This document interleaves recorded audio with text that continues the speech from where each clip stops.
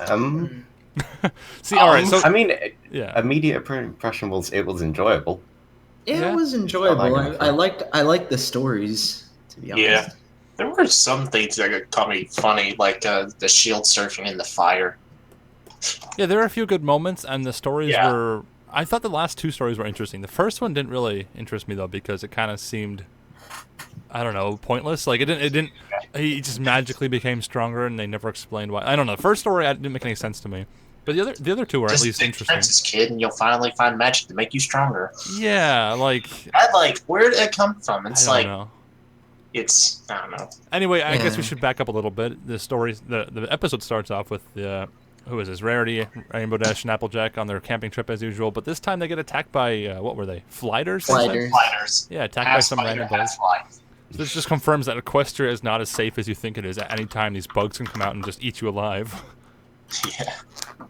So then they retreat into a cave, and that's where, of course, the stories start. And we got this picture of Rainbow Dash all bloated and bit. I'm glad she like went back to normal in the next shot because that was horrendous to look at. Yeah. So is that all we have to say? Yeah, pretty much. I mean, good stories and flyers, I guess. Yeah, I mean, I thought it was an enjoyable episode.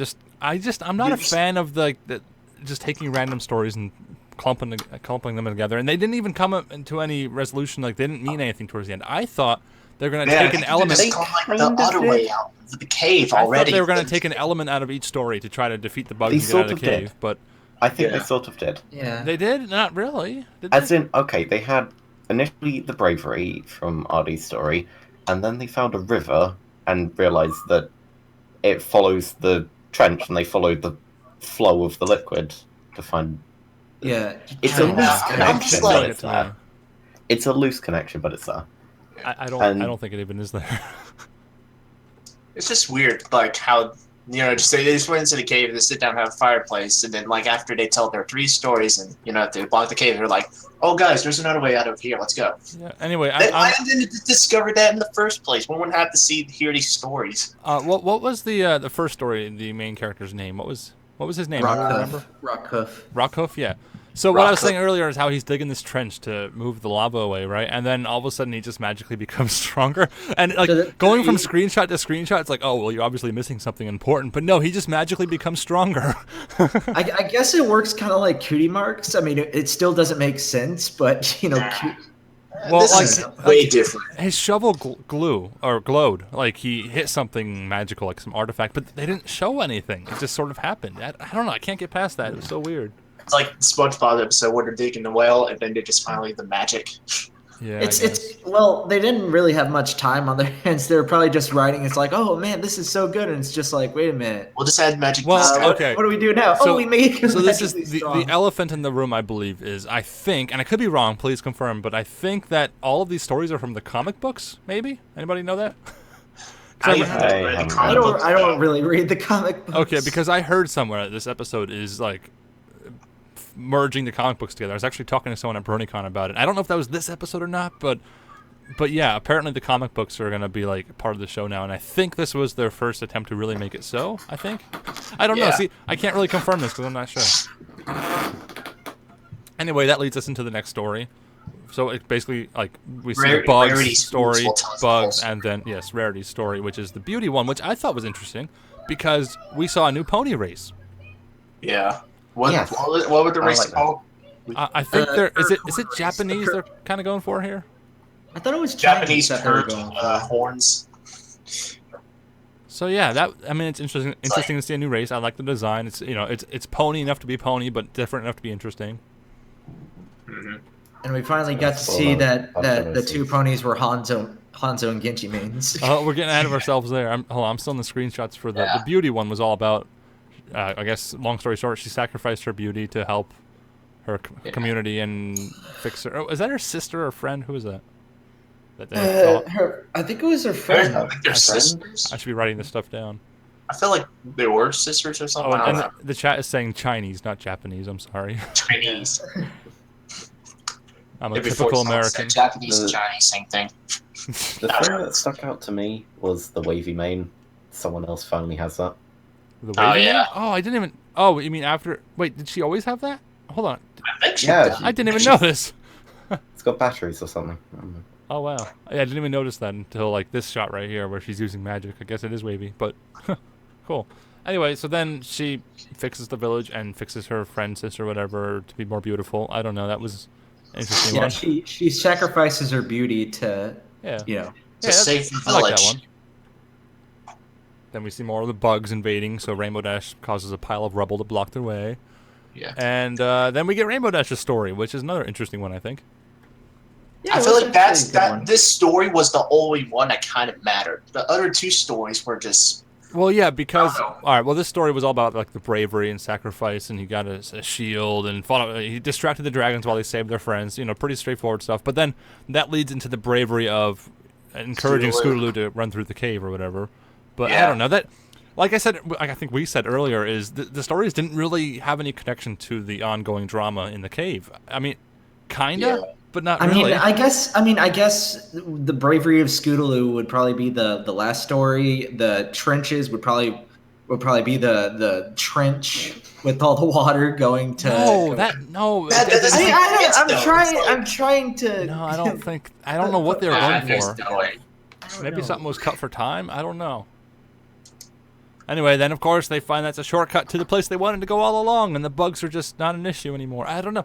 This episode, I mean, I feel It's like I'm not- always saying this. I didn't hate it, but you know, it just kind of felt a little weird.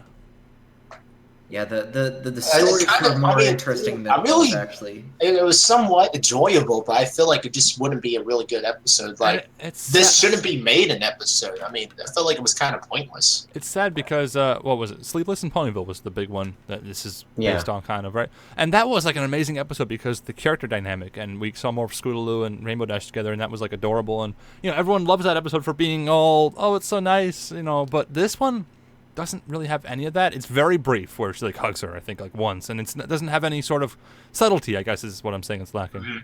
Yeah. Yeah. So yeah, it's kind of trying to be like that, then shoehorn in some comic book stories, and then it's just entirely lacking subtlety or even story. I don't know. It just felt so weird to me. Yeah. The more Yeah. I think about this episode, the less I like it.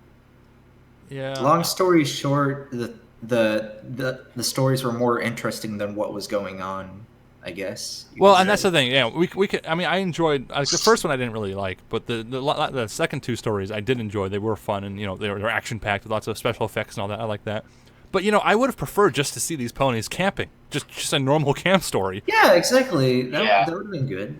Just Yeah, I don't know. just kill- The bugs seemed a little overdramatic. Just the subtle drama and intricacies of conversation. I don't know. Just a normal camping trip would have been more entertaining, in my opinion. Like the last one, in season 4, that was, by the way, which is worth pointing out. Applejack mentions this as an annual camping trip, and actually corrects Applebloom when she says they should do it every week. No, it's annual. They drive that home, and then right after that, Scootaloo says she refers to the last time, which was the last episode in season 4. So since season 4, my theory is only 1 year has passed. It's just I don't know. That just kind of confused me because like they were like it could like any of these episodes like I don't know like the last I don't know just like some of these episodes just jumps from random timeline or something. Well, And it's just yeah, it well, they got- throws me off a bit. Yeah, like it doesn't really have any connection to the ponies we know and love and want to hear stories about. It's just kind of its own thing. I don't know.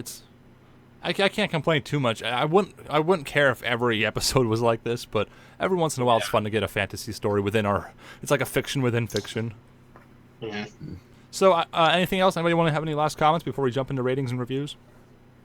Sweetie Belle has the shield spell. What? Oh yeah. It was very brief, but she was casting a shield she spell. was. Oh on the fly zone. yeah, I see it now too. Wow, interesting. I didn't notice that. All right, so let's jump into individual ratings and reviews. Danatron, you want to start us off? 6 out of 10.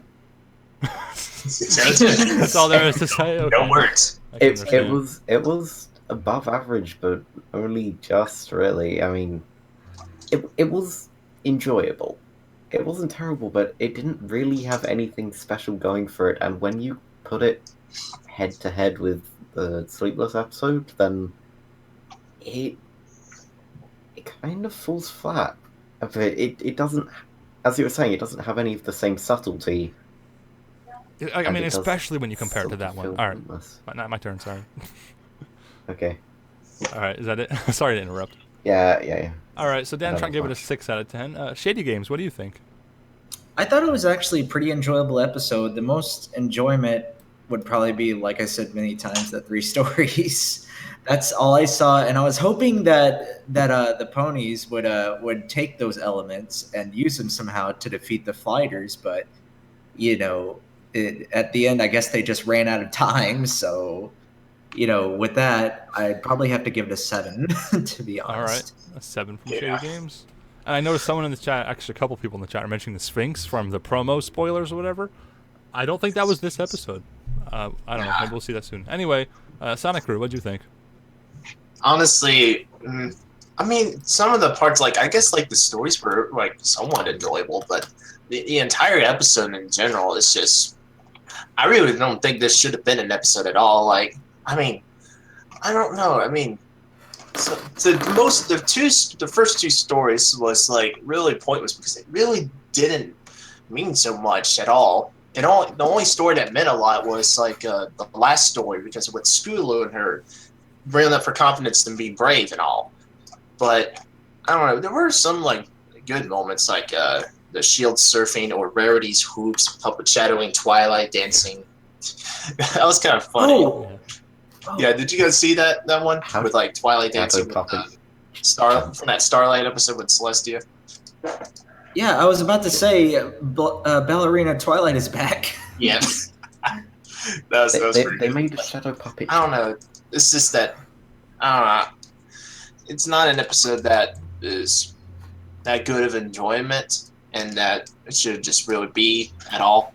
So I'm going to give this one a 5 out of 10. Ooh. Ooh. We've all got pretty low ratings for this entire season, don't we? That's kind of sad, but all right. So Worst my was next. suppose it's my turn, and to answer a couple questions. Tootsie isn't here; he's away on like a vacation, and can't say the same for everyone else. Don't know where everyone is. It's just the 4 of us today. But so yeah, I kind of said most of what I have to say already. I really think each of these individual stories could have been dedicated to like their own episode and be a lot more interesting somehow.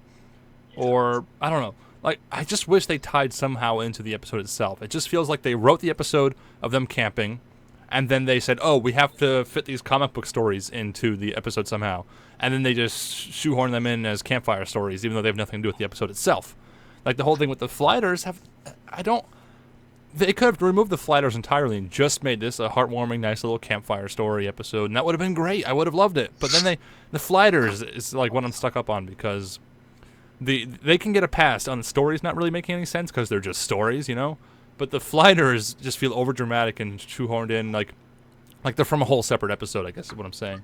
But with all that said, I did find the episode enjoyable. I liked the last 2 stories a lot. The first one was just kind of meh for me. It's interesting to see the new pony race. It's interesting to see the new monster, I guess you could call the Flighters. So there were a few good elements in this episode I liked a lot, and because of that, I'm going to be giving it a 7 out of 10. Instead of like a 5 or 6. I don't know. And of course, these are all first impression ratings. I usually go back and watch an episode and have a totally different opinion. But yeah, so I think that will conclude our rating. Let's go ahead and calculate the average. Let's see. Ooh, it's a little bit low. Yep, get the drum roll. The average for the Little Shy Livestream review of Campfire Tales is a 6.2, which we'll just call a 6, I guess. Ooh. Yeah. And that could also be affected by the number of people here, maybe. Usually Turtle gives them higher, right? Yeah, like I said, the rating could either be really high or really low with this amount of people. Yep. All right. So thank you, everyone, for stopping by. I think that's going to conclude it. I have some things to do, so I'm not going to stay live, but maybe later I'll join Club Alas. But anyway, thank you for tuning in. Hope to see you next time. Goodbye. Bye. Bye.